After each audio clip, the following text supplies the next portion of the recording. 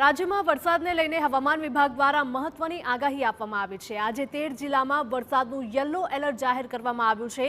આગામી 7 દિવસ ભારે વરસાદ રહેવાની શક્યતા છે। 2 અને 3 જુલાઈએ રાજ્યમાં ભારે વરસાદની આગાહી આપવામાં આવી છે। તો 2 થી 3 જુલાઈ દરમિયાન ઓરેન્જ એલર્ટ જાહેર કરવામાં આવ્યું છે। 7 દિવસ સમગ્ર રાજ્યમાં યલો એલર્ટ જાહેર કરાયું છે। દક્ષિણ ગુજરાતના ભાગોમાં ભારે વરસાદની શક્યતા છે।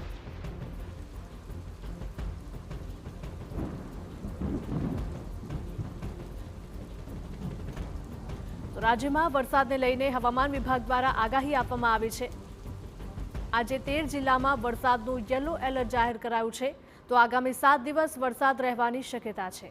2 અને 3 જુલાઈએ રાજ્યમાં ભારે વરસાદની આગાહી છે। 2 અને 3 જુલાઈ દરમિયાન ઓરેન્જ એલર્ટ જાહેર કરવામાં આવ્યું છે। તો 7 દિવસ સમગ્ર રાજ્યમાં યલો એલર્ટ જાહેર કરવામાં આવ્યું છે, એટલે કે સમગ્ર ગુજરાતમાં છૂટોછવાયો વરસાદ જોવા મળી શકે છે।